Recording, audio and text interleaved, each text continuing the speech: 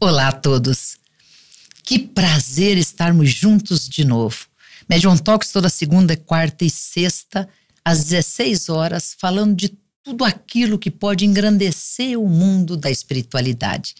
E quando eu falo que prazer o dia de hoje, é porque hoje é o dia especial em que, depois de tanto tempo fazendo Medium Talks, só para mulheres, exclusivo para mulheres, a gente passou a receber homens.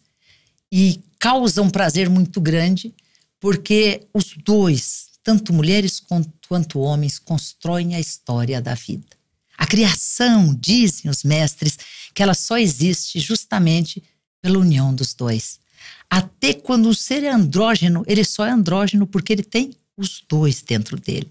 Então hoje nós vamos nos aprofundar muito nessa oportunidade de escutar alguém que tem uma história diferenciada, que consegue unir todo o seu estudo de ciência com espiritualidade e consegue dar clareza para nós aos transtornos mentais e espirituais que o mundo tanto tem vivido.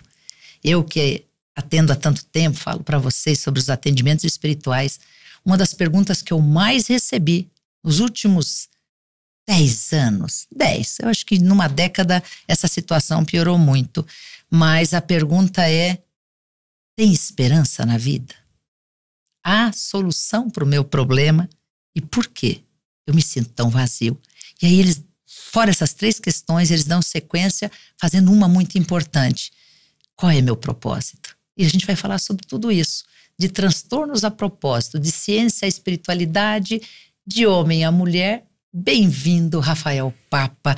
Rafael Papa, psicólogo, médium de psicografia, de efeito físico, trabalha na Fraternidade Espírita João Batista e tem uma vasta experiência nos 2 campos, da psicologia e da espiritualidade. De novo, bem-vindo, Rafael Papa.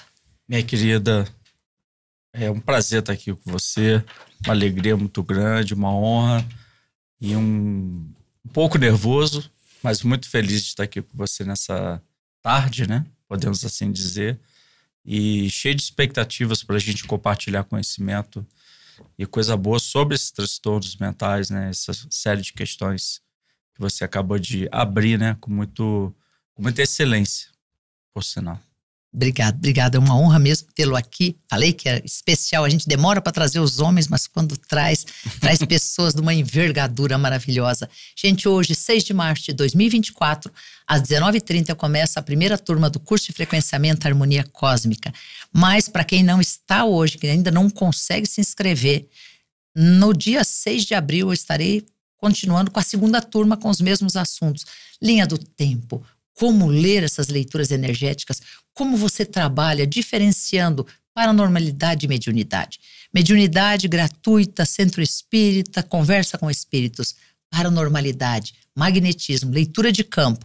É o seu próprio magnetismo e a sua própria experiência que pode fazer com que você ajude as pessoas, já sendo terapeuta, se formando agora como terapeuta de frequenciamento quântico ou, por que não, ampliando tudo que você conhece de autoajuda. Para hoje, ainda dá tempo, caso você não esteja conosco hoje, seja meu convidado especial no dia 6/4. Aí tem telefone, tem o site, tem o QR Code e você é sempre meu convidado especial. Rafael, que prazer esse bate-papo nosso. O que leva, na verdade, um psicólogo a se transformar num espírita ou nasceu espírita? Como é essa sua história? Eu tenho de espiritismo 7 anos, né? Sou espírito.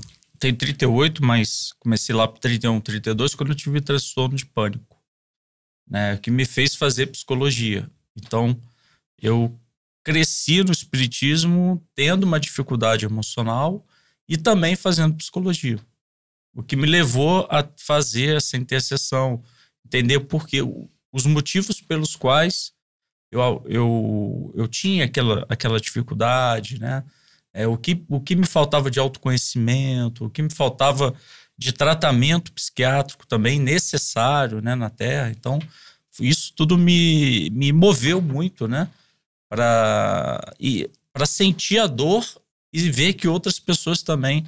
A gente tem em torno de 1 bilhão de pessoas no mundo com algum tipo de transtorno, notificadas, né? Subnotificadas, então. Deve ter outro bilhão. de pessoas, outro bilhão, certamente. E é um mundo, né? É um mundo muito bonito. Como você falou, há esperança, né? Só que a gente precisa trabalhar bem os recursos que nós temos, tanto no campo material quanto no campo espiritual, para que nessa interseção nós consigamos oferecer esperança para as pessoas. Elas precisam querer também ter esperança. E me diz uma coisa, nesse seu campo de atuação, tanto como psicólogo como uma pessoa espiritualista e espírita, tudo é culpa dos espíritos? Como a gente separa a obsessão do transtorno físico? Como separa o transtorno emocional, espiritual e mental do transtorno real físico? É muito importante o profissional da psicologia ele ter muito cuidado, né? Porque as pessoas têm um costume... Na verdade, nós temos sempre o costume de terceirizar as nossas questões, né? A culpa é o jogador de futebol, a culpa é do VAR, né? Enfim, todo mundo, né? É a sogra pode... Certo, foi o casamento. É o casamento, né? A gente tem uma questão de terceirizar. E a questão do processo obsessivo também, a gente também tem uma questão de observar. Existem as influências espirituais, né? No nosso convívio, a gente vai poder contar aqui várias experiências em diversos transtornos que eu acompanhei, em loco, né? Acompanhando como observador, mas também elas só acontecem porque houve uma brecha, houve uma abertura que foi potencializada por esses espíritos. Ou vingativos, ou por algum tipo de trabalho feito para aquela pessoa, né? Que isso existe. As pessoas dizem que não, mas existe. A inveja, né? O olhar, né? As pessoas falam, isso não existe, existe. Tem razão, porque a gente pensa em trabalho, a gente acaba pensando só em trabalho de encomenda ou de despacho, que a gente confunde com despacho. Não, o pior é o do pensamento, né? O pensamento. E o do encarnado, como ele é mais deletério, é pior do que o do desencarnado. O do encarnado é pior do que o do desencarnado? Sim. Porque tem o quê? Um efeito físico maior? Porque nós estamos mais na crosta, mais encarnados, com os nossos fluidos mais... vamos dizer assim, impurificados, né? Menos puros do que... e acaba que quando a gente faz essa emanação, a gente se sente muito mal. O outro se sente muito mal com a inveja, com o ódio, com a mágoa, né? Então essas relações são muito fortes. Você assistiu o Nosso Lar 2 já? Assisti. Acho fantástico. Assisti lá em Uberlândia. Luiz também estava lá. Uberlândia é maravilhoso, né? A parte que o rapaz dá o tiro. Aquela frase é única, que a Aniceto fala. No mundo espiritual, o tiro atinge quem aperta o gatilho. Essa frase não serve exatamente para essas emoções que você fala?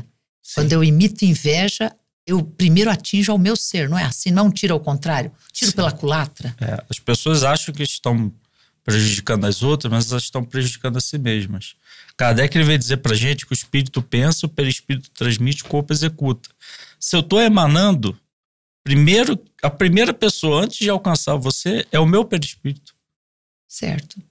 O espírito pensa, o perispírito transmite. Então, para chegar, você vai chegar. Mas tem que passar por mim. Então, eu estou... Por isso, quando eu não perdoo, quando eu tenho aquela mágoa, eu guardo aquela mágoa dentro de mim, a primeira pessoa que eu estou prejudicando é mim mesmo. Por isso que o perdão primeiro é para mim, não é para o outro. É verdade. O mal que eu faço primeiro é para mim, não é para o outro, né? Eu me lembrei de uma fala de nosso mestre Justino. Ele sempre ensinava sobre o perdão, que ele falava para nós assim: você está preparado, está com alma boa hoje? Então hoje você vai amar e perdoar.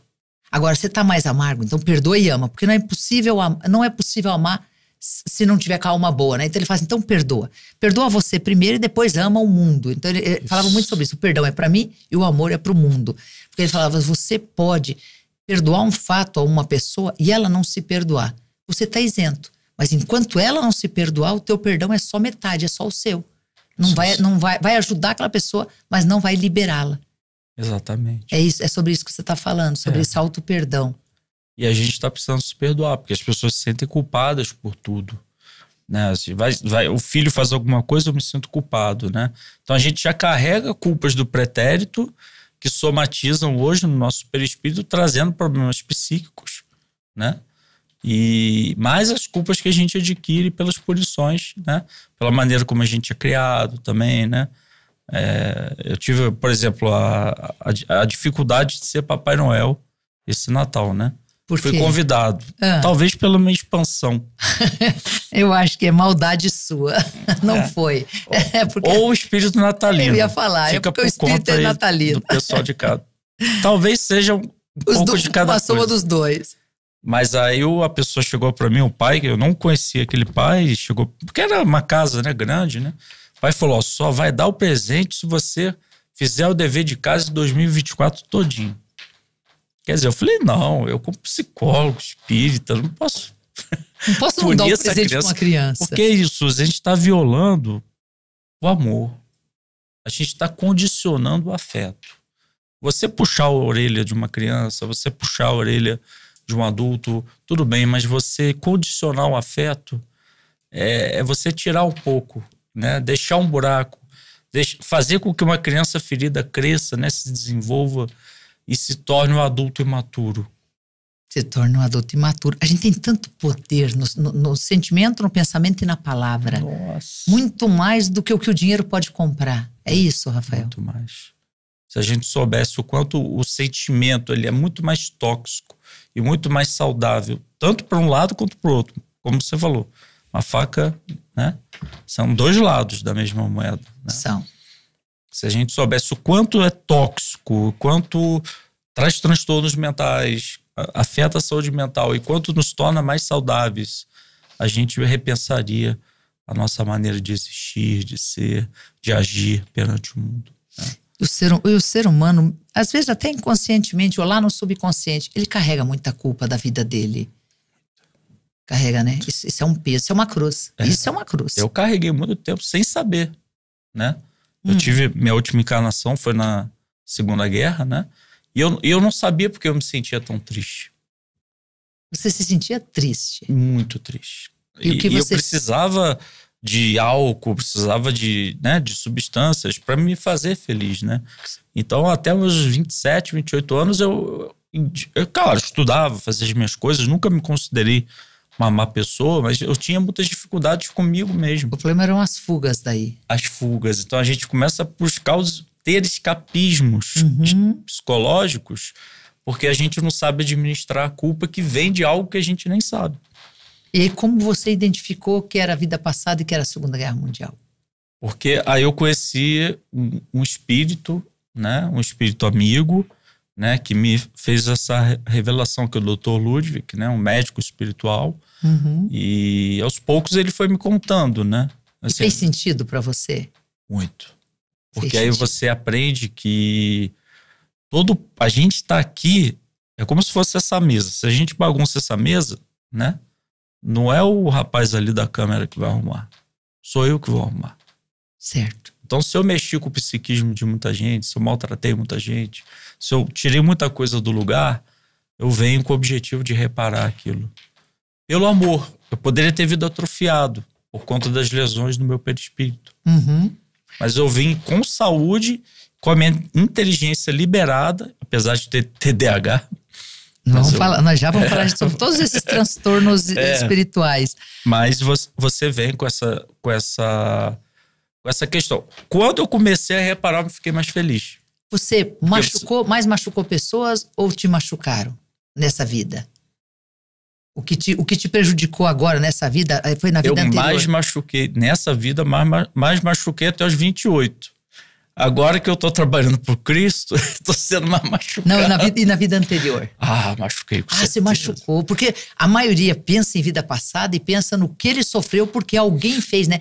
Me queimaram na fogueira, me condenaram. Então, não. Nesse caso, você é um dos raros que está assumindo que você estava do outro lado. Do lado dos que estavam fazendo alguma maldade. Do lado do mal. Do lado da estratégia para que aquilo tudo se concretizasse e a morte de muitas pessoas acontecesse. Mas a gente... mas é aquela questão. Deus é misericórdia. A gente aprende com os nossos erros. Se a gente reconhece os nossos erros, se arrepende e se coloca numa justa causa, que é a causa da reparação, a gente entra num caminho que é difícil segurar. Que é o caminho da vontade. E você começa a ser, como você, né? Já há tanto tempo, um instrumento da espiritualidade para... E ele é libertador, né, Rafael? É libertador. É o que te proporciona usar o limite máximo da sua inteligência para o bem. Eu acho isso fantástico. Vou ter que citar Justino de novo e até completar a frase de antes. Citar, ele falava, Justino é um grande mestre, um grande mestre. Justino, além de falar dessa questão do amor e perdão, perdão e amor, ele também falava assim, vamos falar que eu te devo alguma coisa, eu te devo R$1.000 lá no mundo espiritual. E aí eu venho falar, não tenho como pagar. Eu vim te pedir perdão. Eu venho humildemente falar, eu não tenho como te pagar R$1.000. Estou no mundo espiritual, lá não tem dinheiro, não sei o que fazer. Você me perdoa? Ele perguntou para mim, ele falou assim, Maria, qual a resposta? Você me perdoa? Eu te perdoo. Agora eu volto para trás e digo, agora eu tenho que pensar em como pagar. Perdão é uma coisa, reparação é outra. O perdão não vai evitar que eu tenha que rearranjar as peças que eu tirei do lugar na mesa. Isso eu acho de uma profundidade para tocar a alma da gente, né? Vai ter que reparar. Porque aí você tem um propósito, você tem um sentido de vida, você sabe que aquele tem um sentido de vida, né? Atuando com a saúde mental, atuando com outras frentes espíritas, né? Ajudando também outras causas, né? Aí você começa a entrar num caminho mais feliz. Porque verdade. Se você continua naquele caminho... Sabe que você é da Casa Espírita João Batista, né? Lá no Rio. Ela é no Rio. E a gente, dias atrás, recebeu a Aline Amorim do Lar de Frei Luiz. Eu vi. Fiquei fascinada, fiquei fascinada no trabalho. Eu sei que o Espiritismo, ele é um veículo facilitador dessa consciência toda. Mas a gente também consegue ter essa mesma evolução independente do Espiritismo? Como você vê o ser humano? Ser humano versus... ter que ser espírita ou espiritualista. Doutrina espírita, ela nos oferece recursos, né, para que a gente se modifique. Mas nós temos que saber utilizá-los, né, no dia a dia ao nosso favor. Se não for feito, nada adianta. Se eu ficar apenas no templo, orando, rezando, fazendo passe, cirurgias espirituais, e eu saio de lá e eu não sou uma boa pessoa, né? Não me ajudou como deveria. Não funciona. Entendi. Quer dizer, a gente tem que ser... Porque o que vai funcionar é quando você estiver sozinho com você mesmo, né? Com seus pensamentos, as suas ideias que você tem para ajudar, para fazer algo para alguém. Adorei a resposta. Agora vamos falar eu quero falar do livro do Rafael Papa, gente. Novinho, viu? Novinho, né? Ele me deu alguns... eu vou ver lá no Instagram com vocês, eu vou ver como que a gente procede com esse presente que eu ganhei, mas lá no Instagram eu digo para vocês como a gente vai fazer. Mas está aqui, Transtornos Mentais e Remédios Espirituais. E eu convidei ele para um desafio muito grande. Primeiro ele vai contar para nós como aconteceu o livro e quem é o espírito de Hamed. Depois nós vamos fazer um pinga-fogo. Eu quero testar alguns conceitos que estão aqui para ele ensinar a gente. Como você constrói esse livro que é tão importante e quem é Hamed? Vou começar pelo espírito, né, que fez o convite, né? Me assustei muito na hora, né, porque eu não fazia tanta psicografia na época, né? Na época o Dr. Ludwig, que era na Terra, né, um médico também, né? E me pediu para escrever uma vez por semana, no computador, no papel. Não sabia, não entendia nada. Aí teve um dia que ele apareceu para mim e falou, quero escrever com você. E eu tava mal, para baixo. Falei, justamente agora, né? Mas é agora a hora certa, né? É quando você tá na água que você pode falar dela, né? Aí você tem que experimentar muitas coisas, né? E também em virtude da psicologia, de ser psicólogo. Então eu acho que criou-se um canal, né, de fluidez para que as ideias possam ser assimiladas. Porque o médium é um fio condutor do espírito, né? Então a gente recebeu a proposta desse espírito, né? Me causou espanto a princípio, né? Porque ele tem outros livros, né? Por outros médiuns. E a princípio não acreditei que era ele. Aí no livro eu conto que tem 5 pessoas, né? Confirmando. Recebo cartas de Portugal, inclusive. Aí você vê a universalidade dos espíritos. E o esforço que eles fazem para você fazer o seu trabalho. Cumprir seu trabalho. Eles vão, agora, isso é bonito que você falou, eles vão fazer de tudo. Vão fazer Mas de tudo. eu tenho que estar disposto. Eu tenho que estar disposto. Eu estava disposto, só que eu queria um pouquinho mais de confirmações. Tá bom. Talvez pelo meu ceticismo, né? E eu vejo ele como algo positivo hoje, porque eu não tenho mais receio que seja ele, né? Esse espírito hindu, né? Um espírito oriental. Hindu. Isso que eu ia perguntar. Hamed é um espírito oriental hindu. Oriental hindu. E vem trazendo agora essas propostas, né? Na verdade, ele vem trazendo uma trilogia sobre os transtornos mentais e os remédios espirituais. Esse aqui é um? É um. É um. Vai ter o dois. Qual que é a editora?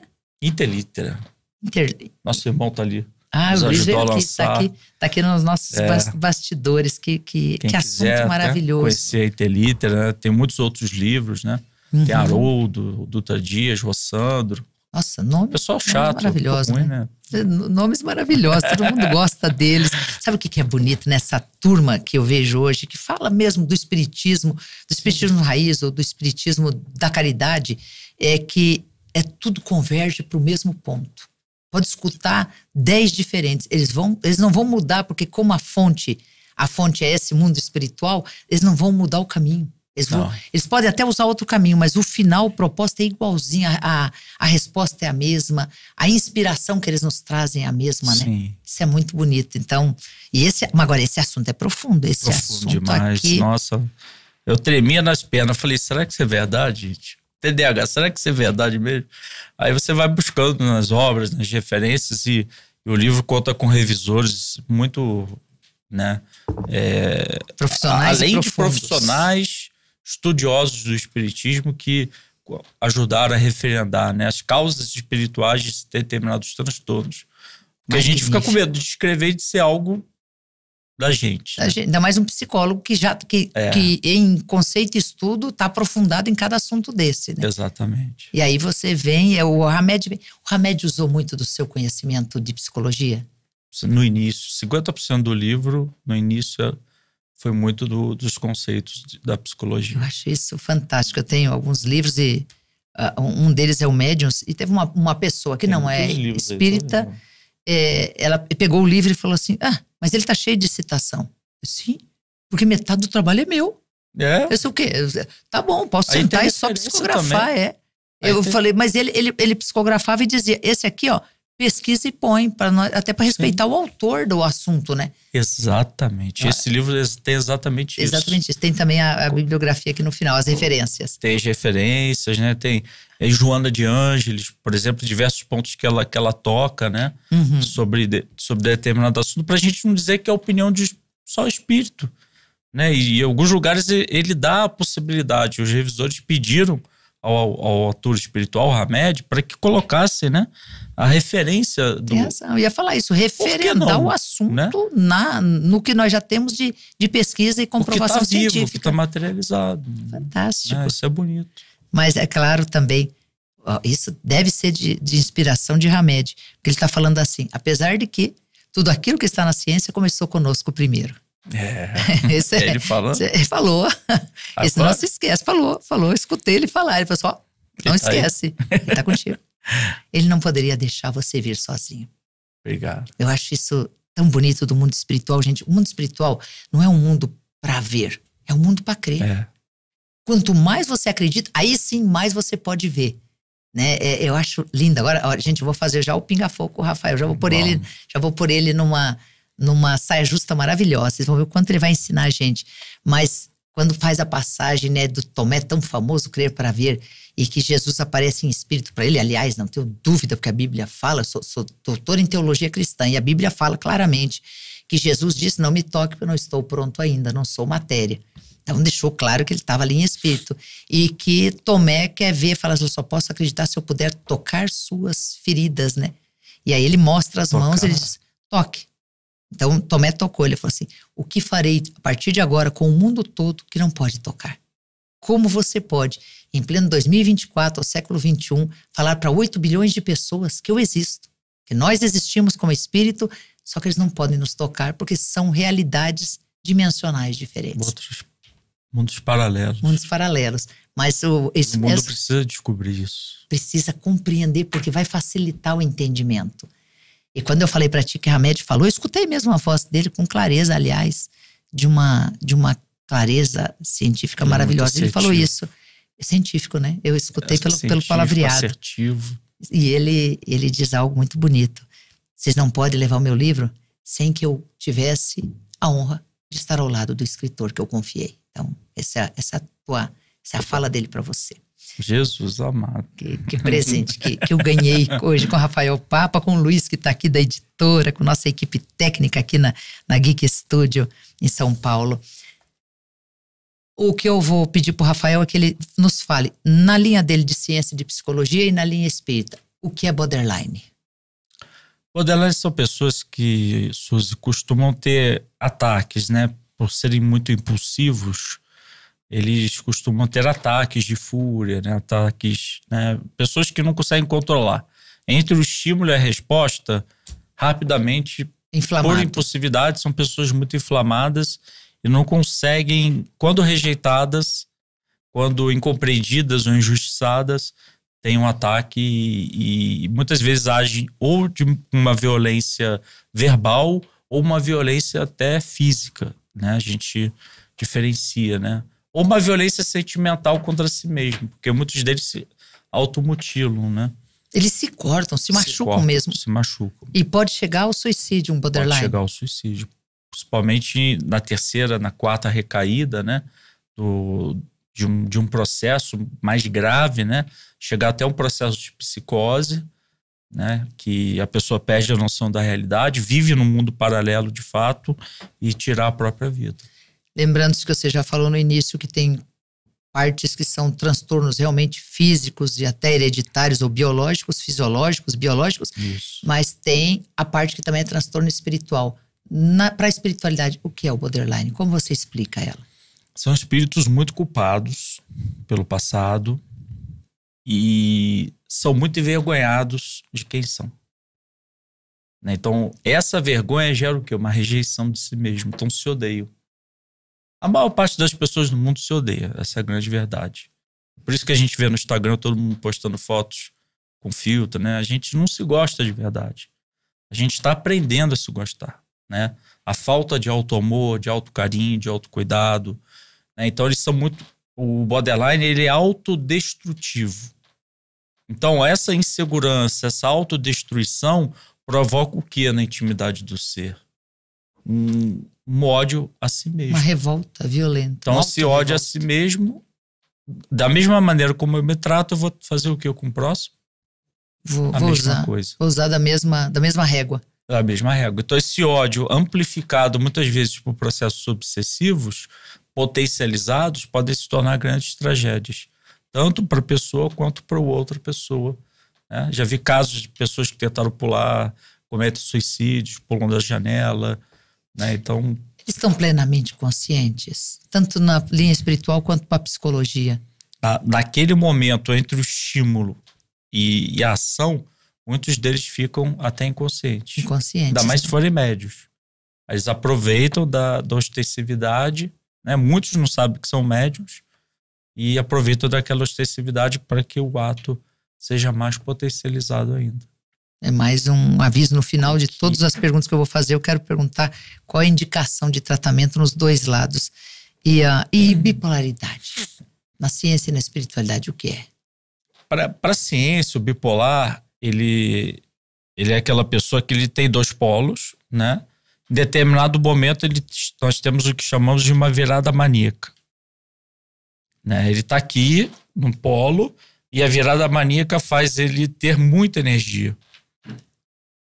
Então ele dorme pouco, se ele puder, corre uma maratona da São Silvestre.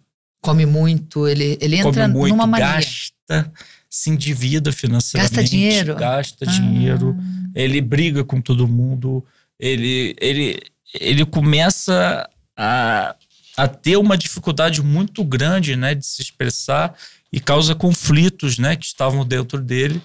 Né? Essa é a parte espiritual que eu vou deixar para depois, mas ele entra na virada maníaca. Ele tem uma mania de grandeza também muito grande. Ele quer comprar o carro do ano. Né? Então o bipolar ele fica alguém que se torna perigoso financeiramente para a família. Né? Então ele entra nesse impulso. E por outro lado, quando ele volta ao eixo, ele entra em depressão. Que é a hipomania, né? Você começa a entrar no processo de depressão pela culpa dos estragos que acabou de acontecer. Causados. Agora, antes de perguntar como andar no caminho do meio e no mundo espiritual, o que é o bipolar? Bipolar são seres... Nós todos, pensa só, braço esquerdo, fiz certo? Braço esquerdo, braço direito. Fez certo. Hemisfério esquerdo, hemisfério direito. Todos nós temos 2 polos. Ânimos, ânimas. Quando nós estamos conflitantes com esses polos, entre aquilo que somos e aquilo que queremos ser, por exemplo, eu já vi casos de bipolaridade, pessoas homossexuais, que não se assumem, mas querem ser. Estou dando um exemplo. Simples. Certo. Uhum. Ou a pessoa que ela tem um lado sombrio dentro de si, mas não gosta de mostrar esse lado sombrio. Esconde. Né? Então você começa a criar um conflito consigo mesmo.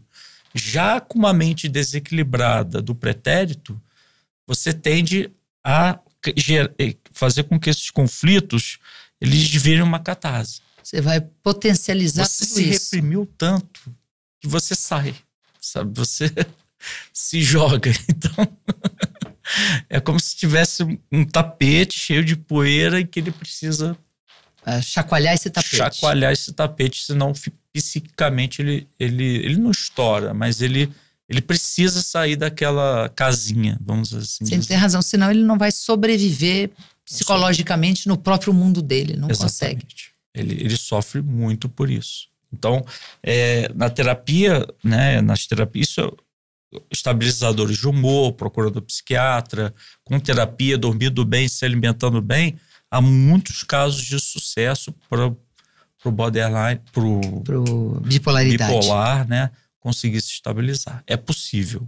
Hoje a ciência já está à altura para ir na terapia resolver esses conflitos íntimos, né? Certo, porque eu falei que no final eu vou justamente nós vamos fazer esse paralelo, porque tudo tem uma união de ciência com espiritualidade para encontrar uma solução ideal para cada caso.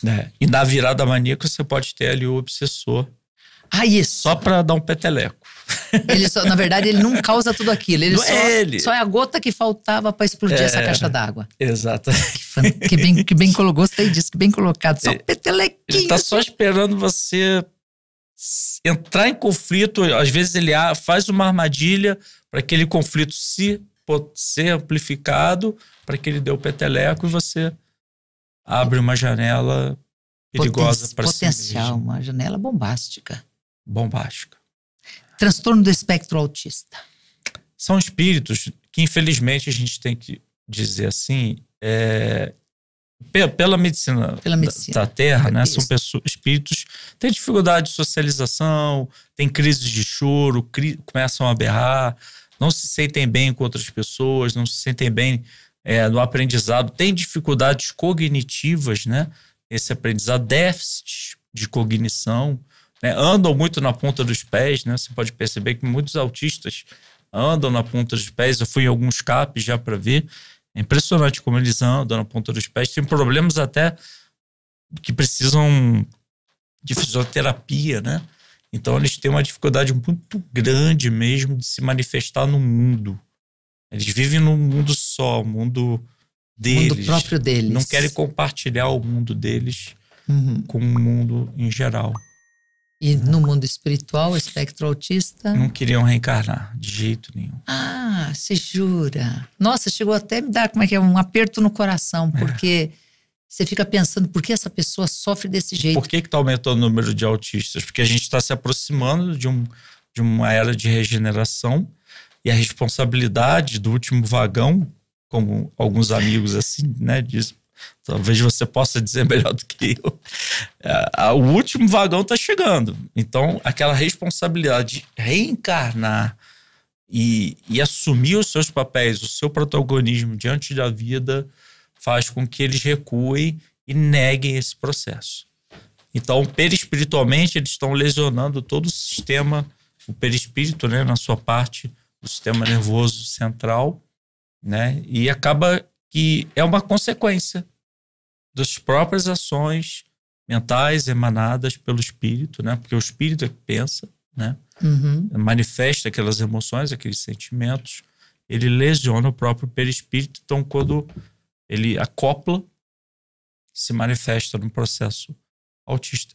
Então, a pessoa já nasce autista, ela não se torna autista. Ela não se torna autista. Ela pode só diagnosticar muito tarde, mas ela já era assim desde o nascimento. Já era assim desde o nascimento.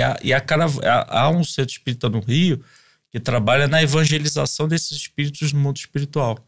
E há caravanas enormes de autistas, então a quantidade vai aumentar, assim, drasticamente. Sabe que alguém tem falado, né, quando a gente lê algum boletim psicológico, principalmente, ou de psiquiatra, eles falam que, eu sou uma curiosa, gosto de ler demais, e eles falam que não é que aumentou os espectros autistas, é que estamos diagnosticando mais.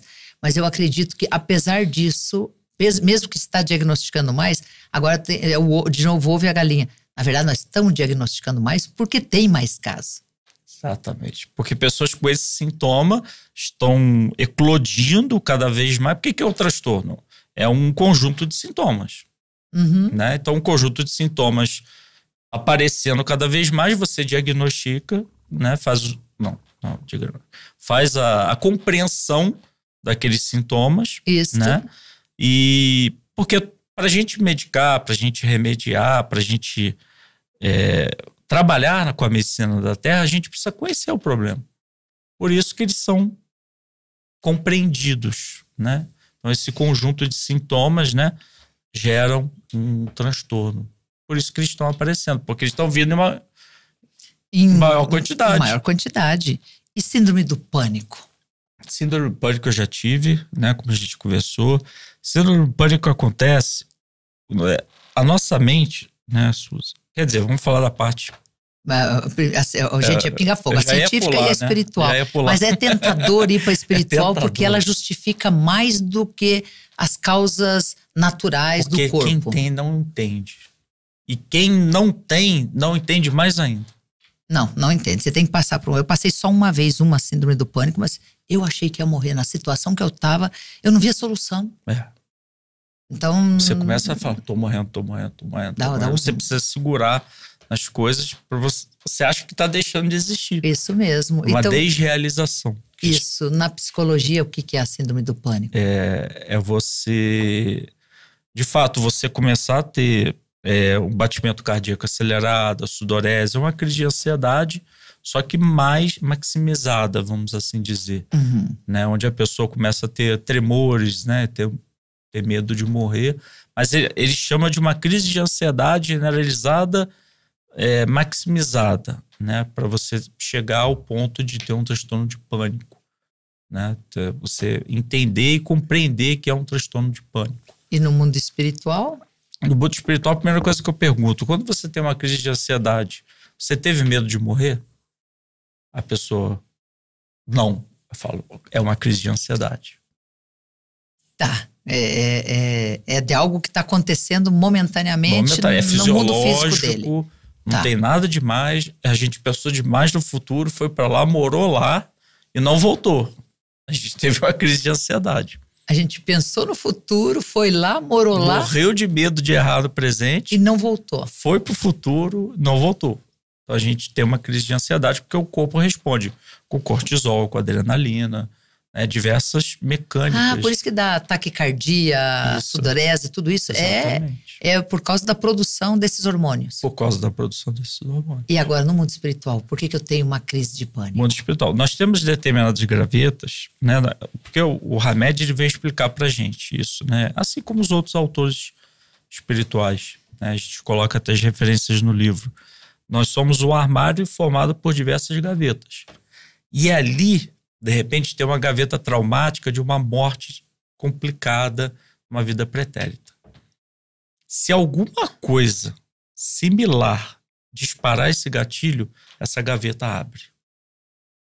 Então você começa a sentir, naquele momento, em tempo real, o que você passou quando estava morrendo.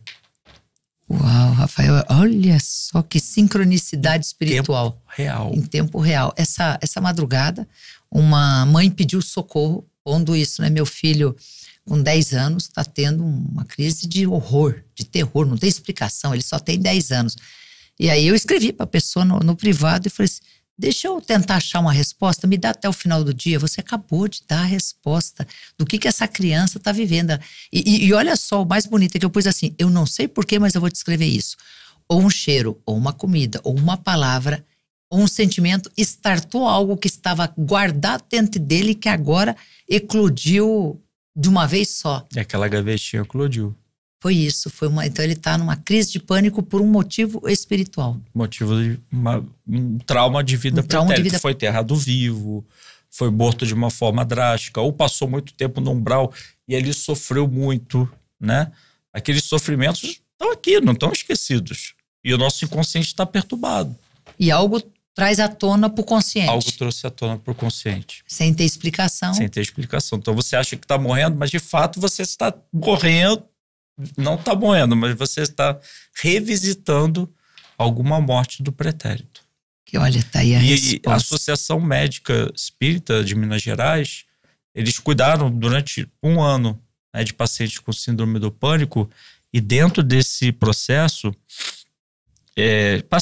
tomaram passe, água frutificada, autoconhecimento, medicações, tudo certinho como tem que fazer. Nenhum deles foi curado. Quando fizeram regressão de memória, em todos eles a resposta foi a mesma. Todos eles tiveram uma morte complicada. O médico Dr. Jair Rodrigues, né, que é da Associação Médica Espírita de Minas Gerais, teve isso. TDAH, né? TDAH, transtorno de déficit de atenção. Bem-vindo ao clube. Que é na psicologia? Na psicologia são pessoas que têm dificuldade de lidar com conhecimento, né? Ficam muito hiperativas, né? Então não conseguem ficar paradas e têm uma dificuldade muito grande de concentração.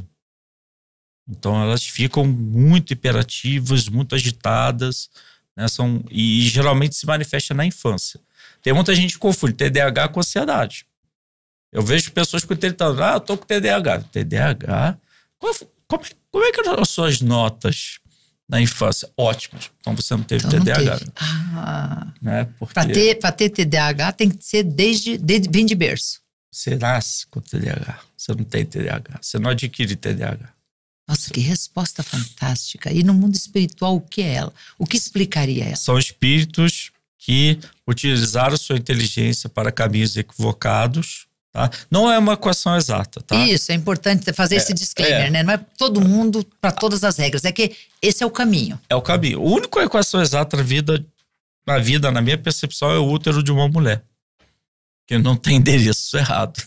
Certo, não tem. O resto é tendência, mas é uma tendência comportamental, porque eles podem vir, pessoas que utilizaram inteligência errada, podem vir com síndrome de Down, podem vir com uma hidrocefalia, podem vir... Agora, alguns que a espiritualidade quer dar oportunidade, sabe que aquela experiência, aquela vivência, aquela inteligência enorme está dentro dele, eles embotam, restringem um pouco aquela inteligência. Certo, é porque a gente percebe isso. Dentro desses seres, eu quase não encontrei espíritos que não fossem inteligentes, é muito raro. Normalmente, dentro desses corpos com alguma situação, com algum transtorno, tem um espírito muito inteligente e que viveu algumas vidas, talvez até mais que as nossas, porque eles estão acumulando, eles acumulam uma bagagem maior.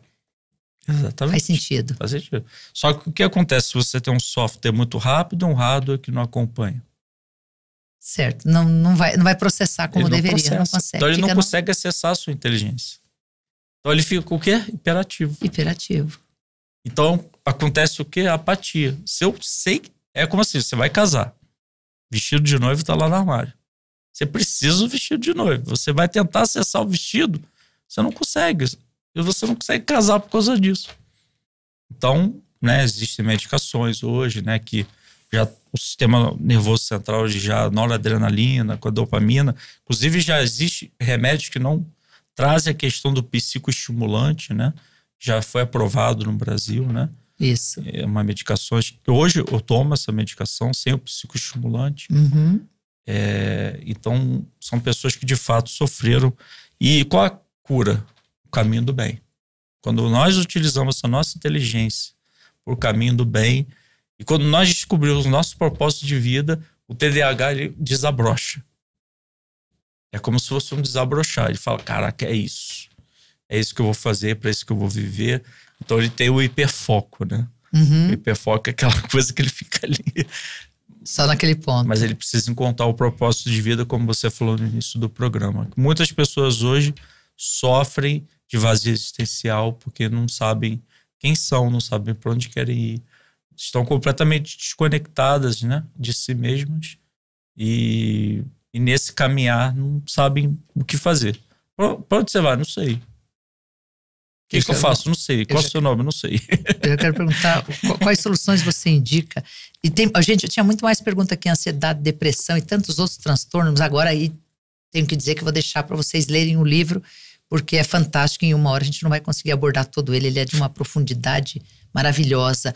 Para todos esses transtornos mentais e as soluções espirituais, os remédios espirituais, está aqui no livro. Qual é um bom caminho para todo mundo? Caminho da terra, caminho do alto. Caminho da medicação, o caminho da alopatia. E, principal, aceitar que você tem o transtorno. Certo. Como é que eu vou chegar numa nova versão se eu odeio como eu estou? Isso eu converso com todos os meus pacientes. Como é que eu vou chegar? Como é que eu vou sair de um processo de luto sem aceitar que eu perdi um filho? Tudo é um processo de aceitação. Então, quando você aceita, igual a diabetes. Se você, todo dia você acorda, toma uma canetinha, né? Para regular a sua insulina. Transtorno mental, a mesma coisa. Aceitar que você tem aquilo. Quando você aceita que você tem um transtorno, você se relaciona melhor com a doença, né? E com a solução. E com as soluções que você pode encontrar. Que você pode encontrar na psicoterapia, nos tratamentos espirituais e na desobsessão principalmente. Porque muitos casos de pessoas com depressão, a gente leva para desobsessão e é de fato ali um grupo, né? E a pessoa sai completamente diferente. Porque eles potencializaram, né? Aqueles processos. Fantástico. Então, assim, unir, fazer essa interseção. Quando a gente percebe que a pessoa é natural, não tem nada, a gente encaminha os pacientes para o processo de desobsessão, gratuitos, né? Óbvio, feitos pelo Centro Espírita, né? E a gente tem resultados maravilhosos. Não tem como não ter. Eu fico pensando, nem tudo é desobsessão, mas pensando no efeito que traz um tratamento desse. Um passe, uma desobsessão, um magnetismo, um conselho. Como isso... Perdão. Às vezes, semana passada eu vi uma moça, ela é atriz da Globo, me procurou, né? Talvez por causa do livro, não sei. E ela chegou e falou, ó, sou outra pessoa. Em 15 dias eu mudei. Falei, meu Deus do céu, eu vou te ajudar. Vamos lá no centro. Aí tive um atendimento rápido, terapêutico com ela. Foi quase um atendimento fraterno, não foi nem um atendimento psicológico. Surgiu um espírito que estava, né, em processo de vingança com ela. Fizeram as pazes, ela pediu desculpas, porque ela não era aquela pessoa que é hoje. Claro. Né? E dali eu falei para ela, vai no mar, dá um mergulho e agradece a Deus. Quando ela saiu da água, já era outra pessoa. Que mudou magneticamente, energeticamente, ela mudou todo o campo dela. Completamente. E se mudar o campo espiritual, afeta o físico. Se mudar o físico, você falou dos tratamentos, afeta o espiritual. Isso. E ela não precisou nem de medicações. Porque de cara a gente já percebeu que havia uma influência espiritual. E de fato, ela faz autoconhecimento, ela faz terapia. Então ela já fazia tudo que ela podia fazer para não estar daquele jeito, né? Então ela fez. Então a gente tem muitos casos, né? Pessoas que pela desobsessão, eu acho que toda casa espírita deveria ter uma desobsessão só para problemas psiquiátricos. Quem diz isso é o nosso querido irmão José Herculano Pires, no livro O Centro Espírita. Deveria existir um local só para isso no Centro Espírita, porque os transtornos estão cada vez maiores. E o espiritismo, os espiritualistas, nós temos que abrir o nosso coração para essas pessoas. Sem dúvida, sem dúvida. Rafael, de verdade, quanto conhecimento, que delícia de conversa. Para poder explorar um pouco mais o conhecimento do Rafael, eu vou deixar aqui o livro. E depois eu falo no Instagram como que a gente vai fazer com os livros que nós ganhamos de presente. E a oração? Qual o poder da oração? Maravilhoso, né? Oração, em termos científicos, né? Você acessa todo o seu sistema límbico, que é das suas emoções. Então, uma pessoa que sempre ora, ela vai estar com as suas emoções mais alinhadas, inclusive com os seus chakras, mas seus centros de força, chakras mais alinhados. Então, nós, quando acordamos, porque a gente costuma ter... Inclusive, eu tive um episódio terrível na minha vida, que eu tenho um amigo médico que tem uma acoplação de espírito que veio de Urano, né? Aí eu acordei certo dia, né? Acordei na casa dele, a gente ia trabalhar na casa espírita, ele falou: boa noite, senhor Rafael. Quando é senhor Rafael, eu já sei que é o Dr. Caran. Se chama Dr. Caran o espírito. Ele depois vai reclamar comigo que eu falei o nome dele do programa. Não tem problema, a gente se gosta. Isso. E aí é o espírito de Urano, né? Lá os espíritos são muito mais evoluídos, né? São quase gasosos, né? Perispiritualmente, né? Em outra dimensão, uma dimensão mais elevada que a nossa. Uma dimensão mais elevada, talvez aquela quinta dimensão que tanto se fala, né? Então, ele chegou para mim e falou: mas é claro que eu vou aparecer. Eu falei: mas no meu café da manhã? É claro, você levantou, tomou banho, não fez uma oração, sentou aqui, mal deu bom dia para as pessoas. Você precisa aprender a acordar melhor. Aprender a acordar melhor. Aprender a acordar melhor. Me diz uma coisa, Rafael, e como faz para dormir melhor para quem tem o transtorno da insônia? O que você indica? O que pode acontecer numa pessoa que tem uma insônia que vira crônica? Desistir de tentar mudar os outros e abdicar de ter o controle da vida. Faz sentido. Abdicar de ter o controle da vida e desistir. Porque quando nós temos medo, não queremos viver alguma memória traumática, se passar por uma situação difícil, o que a gente faz? Controla. Então, quando a gente vai dormir, se a gente levar esse tipo de controle, que viram preocupações desnecessárias, porque eu não mudo o outro, a mente dele não vai desligar. E você, muito mais do que eu, sabe que a gente não tem controle nem sobre a nossa vida, imagina sobre o outro. Nada. Não temos. A gente acha que tem controle, mas há uma lei universal, cósmica, que está muito acima do nosso próprio entendimento. E o que você indica para tratamento para quem tem insônia? O que você pode, tanto como psicólogo como espírita, qual um caminho que a pessoa pode usar? Verificar se existem obsessores atrapalhando o processo de sono, né?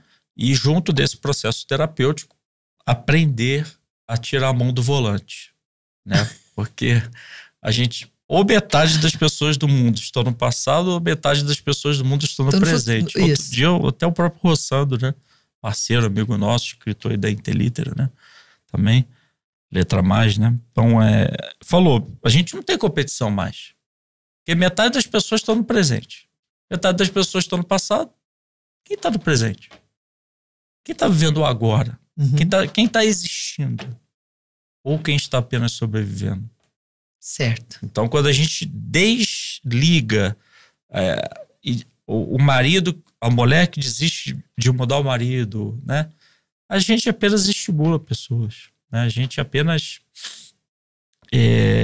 faz com que os outros possam ser melhores. Você, com um programa como esse, você está estimulando pessoas a serem melhores. Mas, graças a Deus, não é o nosso trabalho construir o outro, reconstruir, reinterpretar o outro. O nosso trabalho é nos reinterpretar, né? Isso já dá um trabalho danado.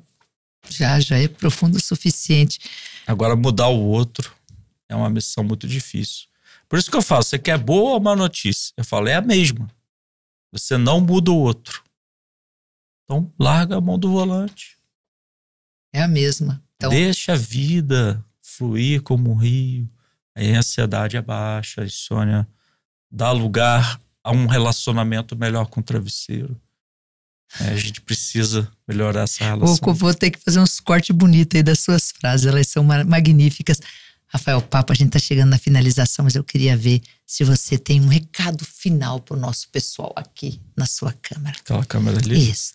Primeiro, muito obrigado você, obrigado Luiz que me trouxe aqui também, obrigado aos amigos ali, né, da técnica, sem eles. Não tem podcast. A gente não teria o podcast. Obrigado ao Edu, a Magali também, que ajudou a estar aqui com você, uma grande honra.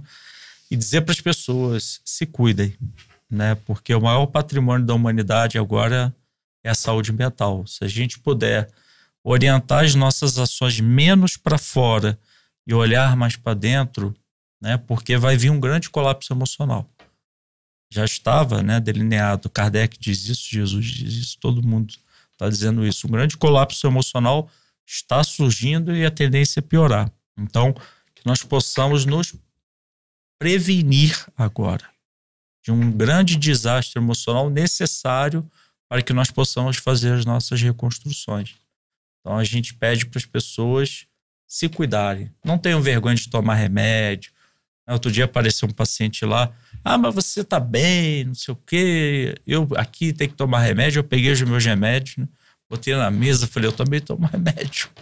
É parte da vida. O Chico, né, antes de morrer, tomava 21 comprimidos, né?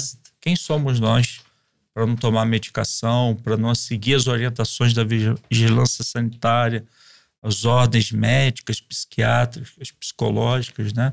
Que a gente possa se abrir para esse campo, né? E não sentir preconceito com isso, porque se nós falássemos mais das nossas vulnerabilidades, a gente não iria se sentir tão envergonhado de ter um transtorno psiquiátrico. Nós identificaríamos, teríamos trocas de figurinhas mais, né? Igual você falou que teve um caso de pânico, eu também tive vários. Então, qual o problema da gente conversar sobre isso? Qual o problema da gente se abrir? Mostrar uma vulnerabilidade para encontrar uma fortaleza por trás dela, né? Uns com os outros, juntos. Vencemos juntos as adversidades da vida. A gente não precisa ficar separado, né? Isso é orgulho. Maravilhoso. Muito, muito obrigado por tudo. Que você possa seguir na sua caminhada, continuar trazendo para nós as palavras deles, junto com todo o conhecimento científico, aqui para esse nosso planeta Terra tão bonito. Amém. E eu acredito que o nosso bate-papo de hoje o resumo dele é: sim, tem esperança. Depende de nós. Tem esperança. Muita esperança. Obrigada. Até sempre, Rafael. Até sempre. Deus abençoe. Amém. Obrigado, gente. Até sempre. Que instrução, que aula, que momento mágico nós tivemos hoje. Eu divido com vocês e para quem está no curso eu me encontro daqui um pouco às 19h30 no Zoom. E a gente vai fazer um primeiro encontro maravilhoso. Até daqui um pouco.